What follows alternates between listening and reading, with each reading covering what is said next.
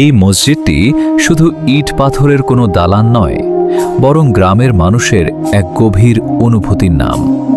মসজিদের পুরনো দেয়ালগুলো যেন সাক্ষী হয়ে আছে শত বছরের সেজদা আর মোনাজাতের। প্রতি বছর যখন শীতের হিমেল হাওয়া বইতে শুরু করে, কায়েতপাড়ার আকাশ বাতাস এক পবিত্র আমেজে ভরে ওঠে। কারণ এই মসজিদ প্রাঙ্গণে আয়োজিত হয় বাৎসরিক ওয়াজ ও দোয়া মাহফিল। গ্রামের সাধারণ আর সহজ সরল মানুষগুলোর সারা বছরের অপেক্ষা থাকে এই দিনটির জন্য। তাদের এই অপেক্ষার বড় কারণ হল হলদিবাড়ি দরবার শরীফের আওলাদে রসুলগণের শুভাগমন।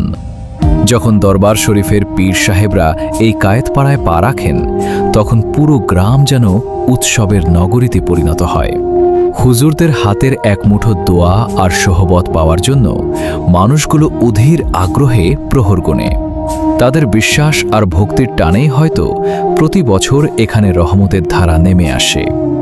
স্মৃতিমাখা এই পুরনো মসজিদের পাশেই এখন ডালপালা মেলছে নতুন একটি স্বপ্ন।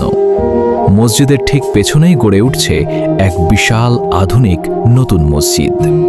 পুরনো মসজিদের সেই জীর্ণ কিন্তু মায়াবী আঙিনায় দাঁড়িয়ে যখন নতুন মসজিদের কাজ চলতে দেখা যায়, তখন বড়দের চোখে পানি আর ছোটদের মনে আনন্দ উপচে পড়ে। পুরনো মসজিদটি হয়তো একদিন ইতিহাসের অংশ হয়ে থাকবে, যেখানে গ্রামের মুরব্বীরা একসময় কান্না ভেজা চোখে মোনাজাত ধরতেন। আর পেছনের সেই নতুন মিনারটি জানান দিচ্ছে, আগামী প্রজন্ম একইভাবে দ্বীনের পথে কায়েতপাড়ার এই পবিত্র মাটিতেই মাথা নত করবে।